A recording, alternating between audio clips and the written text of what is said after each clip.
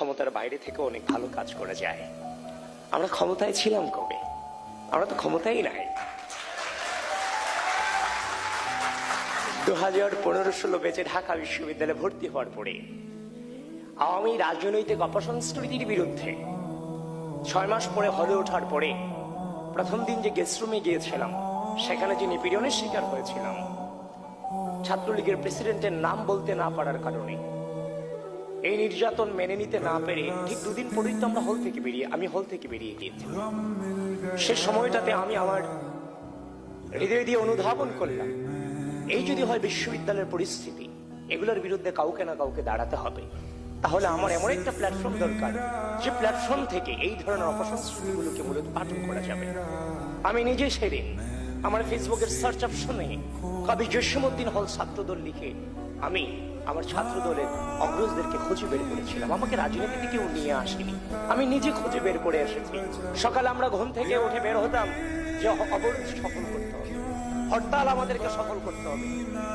সে সময় আমরা 20 জন 25 জন মিছিল করতাম। এই 20 জন 25 জনের মিছিল নিয়ে আজকের অনেক ক্ষমতাসীনরে মকারি করতেন যে তাদেরকে দিয়ে কিছু হবে না। কিন্তু বিশ্বাস করেন, এই 20 জন 25 জনের একজনই কিন্তু 14 তারিখ রাতে রাজু ভাস্কর্যের পাদদেশ থেকে হাসিনাকে গোটা বাংলাদেশের স্বৈরাচার শব্দে প্রতিষ্ঠিত করেছিল। রাজনীতি সকলে করবে না, কিন্তু রাজনীতিতে কোয়ালিটি প্রয়োজন। একজন জেনারেল স্টুডেন্টের পক্ষে ফ্যাসিবাদকে সরাসরি স্বৈরাচার বলা তখন আসলে সম্ভব ছিল না। জেনারেল স্টুডেন্টরা নেমে ছিল বলেই গণঅভ্যুত্থান সফল হয়েছিল। কিন্তু জেনারেল স্টুডেন্টদের মাঝে মিশে হাসিনাকে স্বৈরাচার শব্দে প্রতিষ্ঠিত করার লক্ষ্যে ওই রাজনৈতিক ছেলেটাই কিন্তু হাসিনাকে স্বৈরাচার শব্দ উচ্চারণ করেছিল, যেখানে জেনারেল স্টুডেন্টরা তার সাথে গলা মিলিয়েছিল। সুতরাং আমাদের কণ্ঠে আমরা হাসিনাকে স্বৈরাচার শব্দে প্রতিষ্ঠিত করেছি। এই দীর্ঘ পথ চলায় ডাকসু নির্বাচন ছিল একটা পরিস্থিতি মোকাবেলা করতে।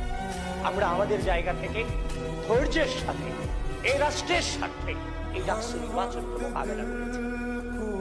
আমি ভিপি প্রার্থী হিসেবে নির্বাচন করেছি।